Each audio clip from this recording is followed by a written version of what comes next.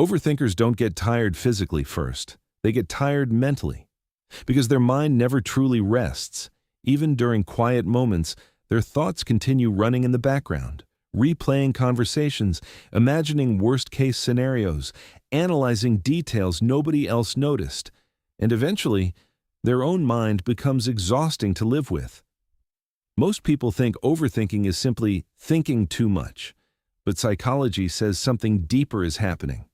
Overthinking is often the mind's attempt to protect itself from uncertainty. The brain believes, if I analyze everything carefully enough, maybe I can avoid pain.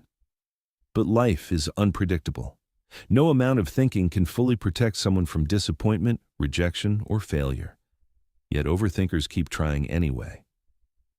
That's why many overthinkers appear calm on the outside, while internally feeling mentally overwhelmed, because their brain is constantly active.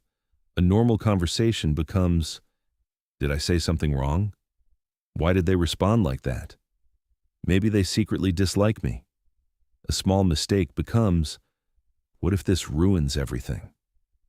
And slowly, their thoughts begin consuming emotional energy every single day.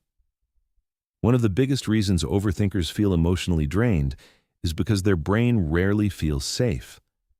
Overthinking is deeply connected to anxiety.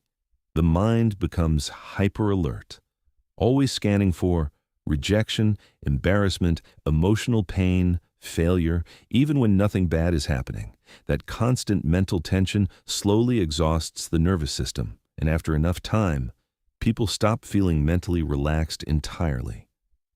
Many overthinkers also grew up in environments where they felt heavily judged.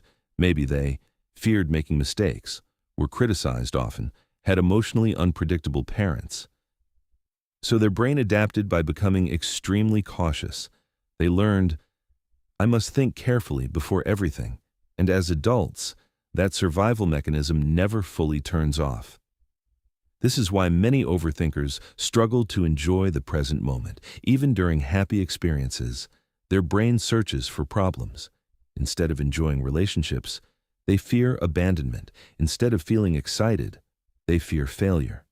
Instead of sleeping peacefully, their mind replays unfinished thoughts. Because overthinking trains the brain to focus more on danger than peace.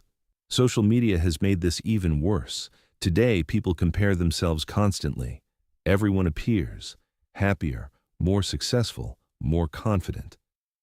So overthinkers begin questioning their own life constantly, their appearance, their personality, their future, their relationships, and eventually, their self-worth becomes tied to endless mental comparison. One of the most painful things about overthinking is that people around them often don't understand it. They say, relax, stop worrying. You think too much. But overthinking isn't a switch. It's a mental habit built through fear, stress, and emotional survival. And many overthinkers don't even want to think this much. Their mind simply refuses to slow down. Overthinkers also tend to replay emotional pain much longer than other people. A hurtful comment, an embarrassing moment, a failed relationship. Most people eventually move on, but overthinkers replay those memories repeatedly, trying to understand what went wrong, what they could have changed, how they could have prevented the pain, and because the brain keeps reliving the emotion, the exhaustion never fully disappears. Another reason overthinkers feel emotionally drained is because they care deeply. Most overthinkers are emotionally aware people. They notice tone changes, facial expressions, emotional distance, subtle behavior shifts, things others completely ignore. And while this sensitivity creates empathy, it also creates emotional overload. Because their brain processes far more emotional information than most people realize. This is why many overthinkers become exhausted after social interaction. Even small conversations drain them, not because they dislike people, but because their brain analyzes every detail afterward. They wonder, did I sound awkward? Did I talk too much? Did they judge me? And that constant self-analysis slowly becomes emotionally heavy. But perhaps the saddest part about overthinking is that it usually comes from wanting to avoid pain. Overthinkers aren't weak. They're people who experienced emotional discomfort deeply enough that their mind became obsessed with preventing it from happening again.